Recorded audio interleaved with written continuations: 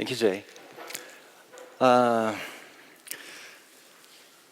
여기 오신 분들 중에 이런 생각하시는 분들이 있을 거예요. 왜 아틀라시안 행사를 왔는데 제품 얘기는 안 하고 이런 얘기만 하고 있지, 뭐 이런 생각하시는 분들이 계실 거예요. 근데 이게 더 중요해서 말씀드리는 거예요. 네. 그리고 아까 저 ANZ 뱅크를 보셨지만 은행이라는 게 어느 나라나 되게 가장 보수적인 섹터거든요. 그런 sek터의 그 회사들이 이렇게 개방적이고 애자일한 문화로 변혁을 가져가고 있는 이유가 그러지 않으면 이제 경쟁에서 도태가 되기 때문에 그런 거고, 이제는 뭐 우리 개인이나 아니면 회사나 이제 어떻게 보면 새로운 그런 방향으로 나아가야 되지 않을까 싶습니다. 자, 이제 키노트를 해주신 두 분을 다시 모셔서요, 대담 형식으로 이제 Q&A를 진행을 할 겁니다. 제가 부족하지만 영어로 해야 되는데 부담이 빡 되네요. Up next, we'll have a fireside chat with Sophie Wade and Jay Simons again. So please welcome Sophie Wade and Jay Simons back to the stage.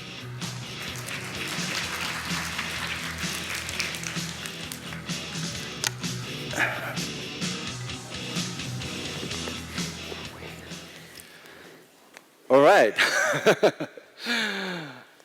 Sophie and Jay, thank you both for the great sessions today. Let's discuss a bit further the subject you've shared with us today. Okay. So this is an opener question. So question is for both of you. So let's assume you have joined as a CEO of a company which is 100 years old and has very conventional top-down siloed culture and organizational structure. And they started to lag behind against competition. So as a CEO, what three things would you do first during your first year as a CEO? Sophie first. Thank you again. Very nice to be here. The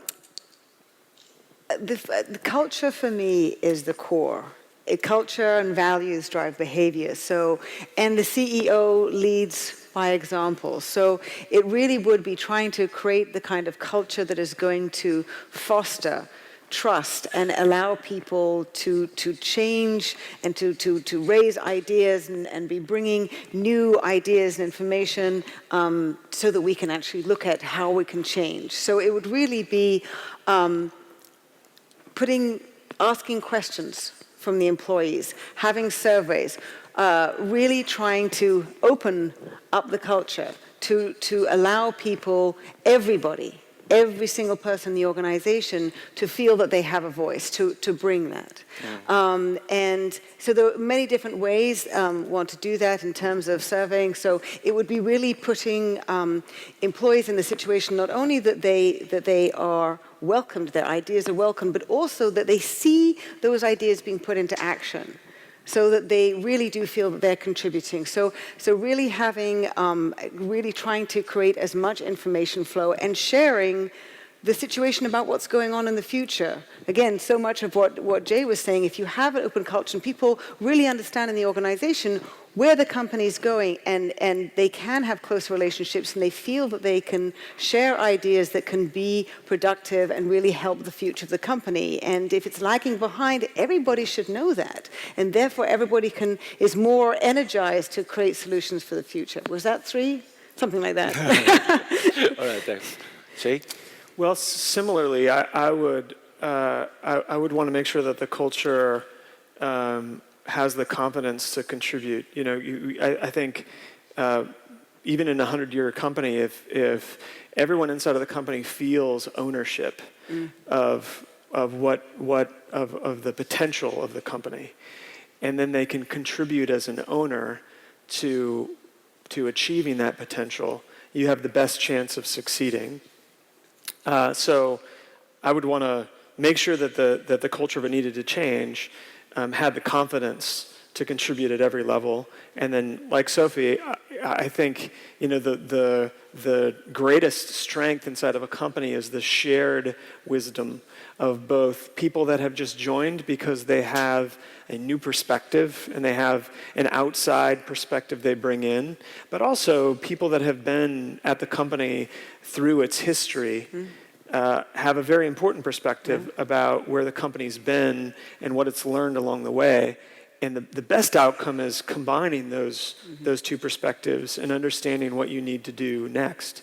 And so I think listening to the entire company about where the best ideas are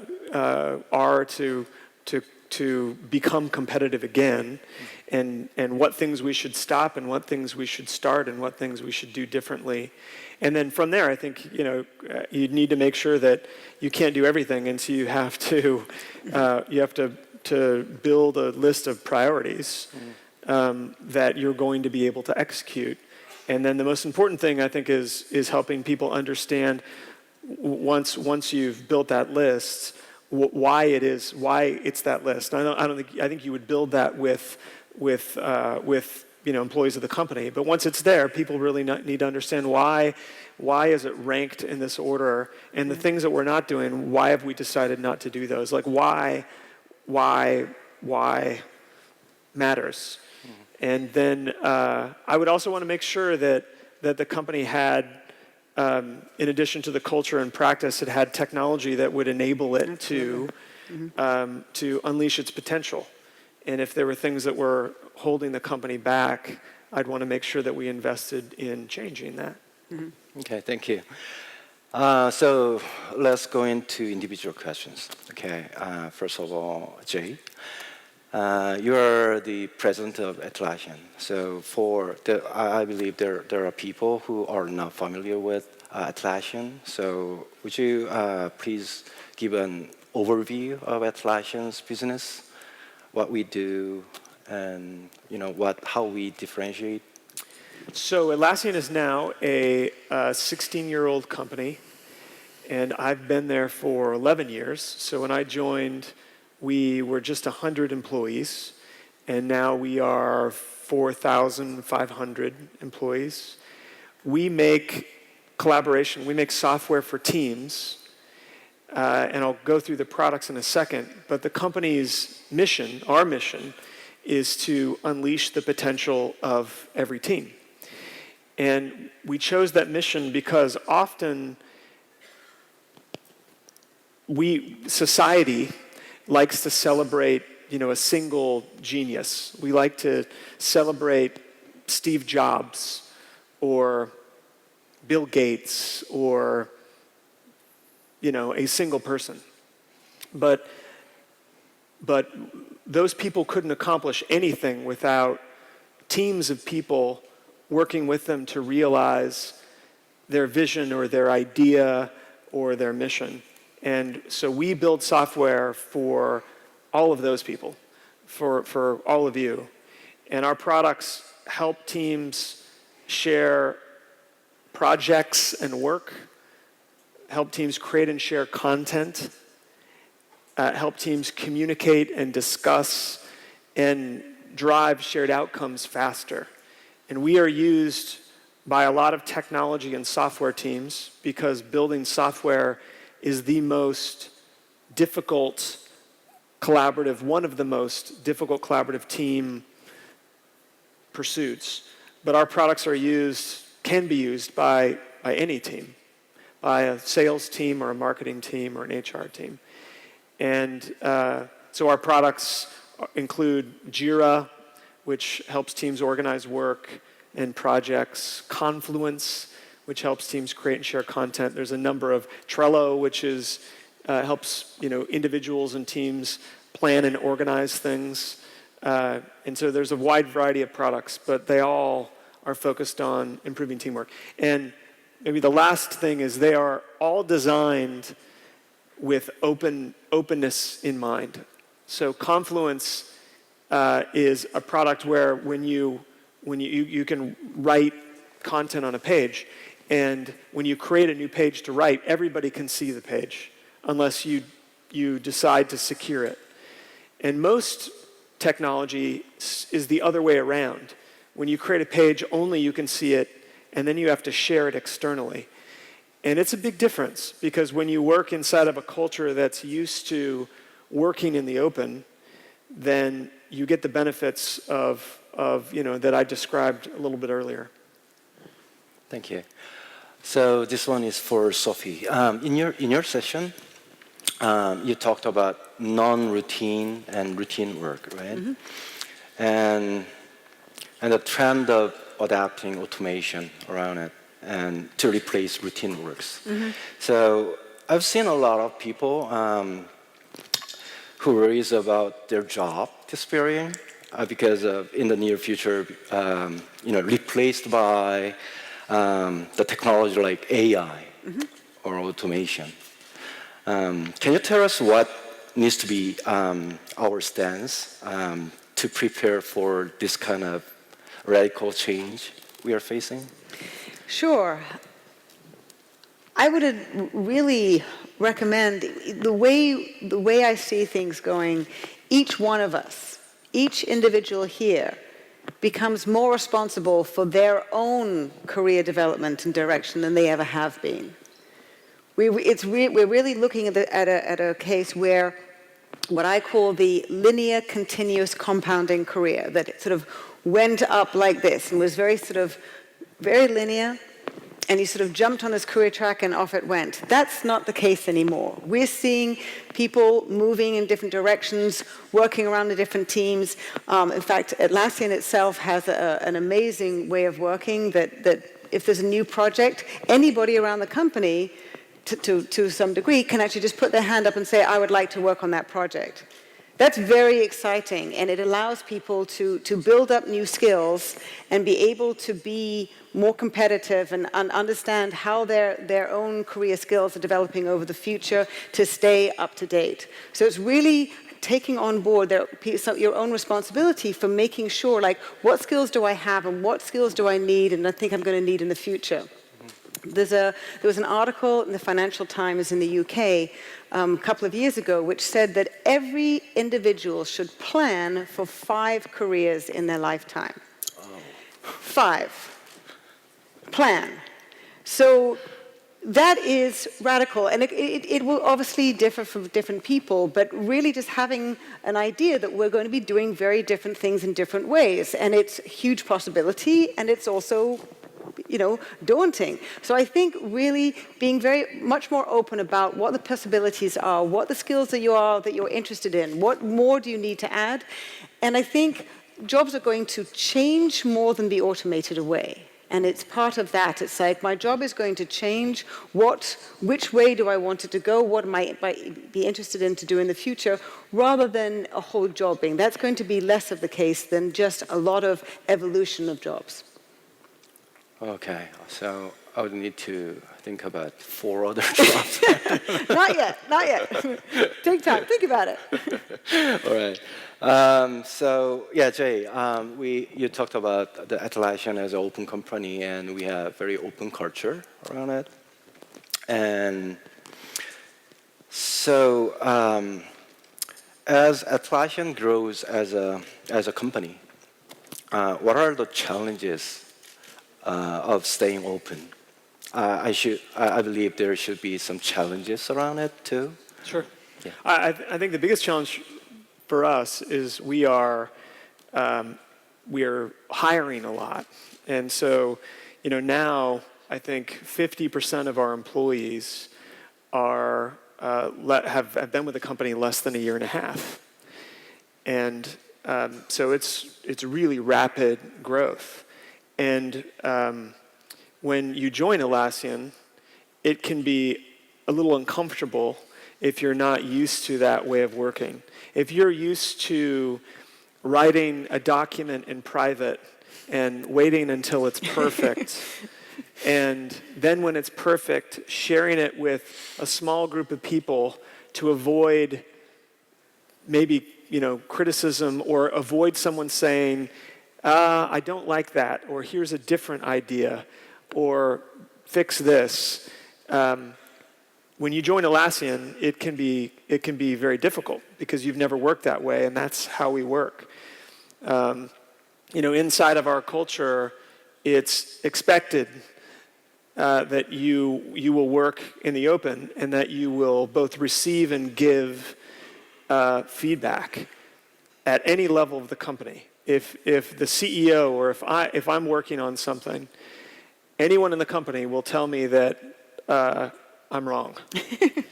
And that takes a lot of courage.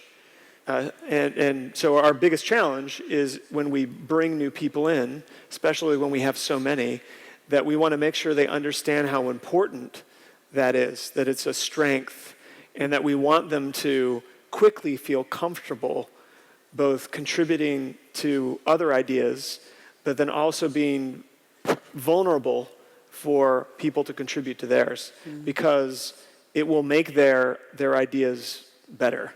And once you work that way, you will always want to work that way. But it's continuing to bring new people and help them understand the value. Okay. This is kind of a follow-up question on that. So, what is the biggest mistake you made? Actually, Atlassian as a whole has made with being open.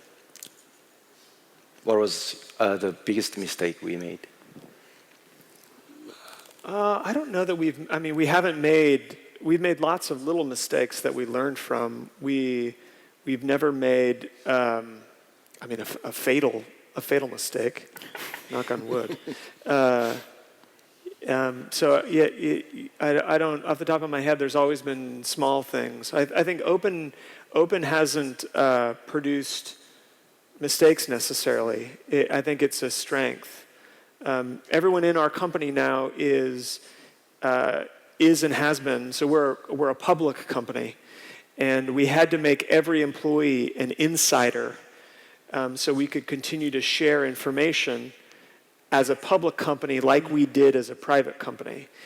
And we have a very high degree of trust. So when we decide to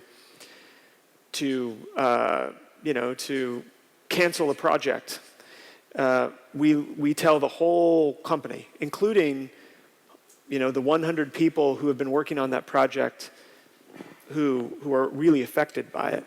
And you would imagine that in a lot of companies, 100 people could be angry, and they could quit, or they could tweet, my company just canceled my project, I'm mad. But I think our culture recognizes the trust that we put in our employees, and they pay that back by keeping inside of the company things that should stay inside of the company. So I think we've become stronger over time. Yeah. Did you have an example of a? Do you have one? I mean, you No. Actually, there may be some people who knows this, but we used to have a product called Stride and HipChat. We happened to kill those products and started a new partnership with Slack instead. So, our employees knew that's coming, right? And especially the Stride team. Yeah, that's a good example. They knew that, and that secret just stayed behind the wall. So I was just surprised how it went so smoothly without any. Yeah, and at the time we were 3,000 employees. So 3,000 people at Atlassian knew a really important decision that as a public company we couldn't share externally until we shared publicly in a very formal way. But there was a risk There's always a risk that someone could get angry and share it externally. But I think it's a good example of trust is really important. And I think when you have a culture of trust, that's a good example of the strength that trust produces. Great. So now, Sophie, so we talked a lot about individual, stance as an individual worker, and what about the role of the leader differs as we change, versus where we were, once we were in the future, how leaders need to be different. Sure. A lot is changing, and I see it changing because of the speed with which we now need to respond. In the past, information used to equate to power. Like the person at the top had all the information, and that meant they had all the power. And when you have a very open organization, and when it is very transparent, and now we all have, incredible amounts of information in the palm of our hand in our phone, also within an organization, it really changes the power of the leader in that way. And so it's a very different way of leadership. It's sort of leading, what I call leading from within. And it also means that you're having more of a supervisory role rather than a command and control, which that has been the way we've been doing it for the last 100 years or so. But it's not going to be, as I said in my talk, it's not going to be fast enough. If we have to get all the information, bring it all the way up to the top and strategize, we need to really be pushing accountability and responsibility further out and empowering people lower down in the organization in order to have the information that they need in order to be able to respond, as the research that Jay was talking about in terms of these high-performing teams, they have access to that information. Sure. So that changes the sort of the power that the leader has. The power the leader has in terms of really understanding who those employees, how they're going to work best, is supporting them, enabling them to do their best work. Mm-hmm. So it really is more of like an oversight than, and really allowing them to share their ideas. And it's sort of enabling that collaboration to happen rather than telling people what to do. It's a very, very different role. And I talk a lot about empathy and emotional intelligence in terms of that's what I see most in very effective leaders now, is them really understanding their employees and being able to help them, do their best work. Yeah. It sounds quite challenging though. Actually, being a leader. It's very different. Yeah. I think, what I see is that we all have a lot of empathy in our personal lives. We care about it. Empathy is putting yourself in someone else's shoes and feeling what they're going through. We do that a lot in our personal lives, but we haven't done it in our professional lives. Yeah. And that really can be a game changer when we do. Yeah, I believe so. Okay, this question is for Jay. In Korea, Korea is, traditionally very hierarchical, and there are companies, very big companies, and when I meet them, those conglomerates in Korea, when I meet them as a customer, and they told me, being open, it is kind of thing that startup company can do, but as a company with more than 10,000 employees, it is kind of doesn't make sense for them. So this is my question: how would open look different for a 100-person company and a 10,000 person company? How would open look different in between? Well, a 10,000 person company is in some ways a collection of 1,100 person companies. And so at the 100 person group, it doesn't necessarily need to look different. I think even for the largest, like ANZ, the bank example, they can start in parts of the organization that begin to shape themselves and their culture differently. And from that, it can move from team to team, from department to department, from one part of the organization to the other part of the organization. And over time, I think the culture and the systems and the practices can change. So it will look different because of the size, but I think the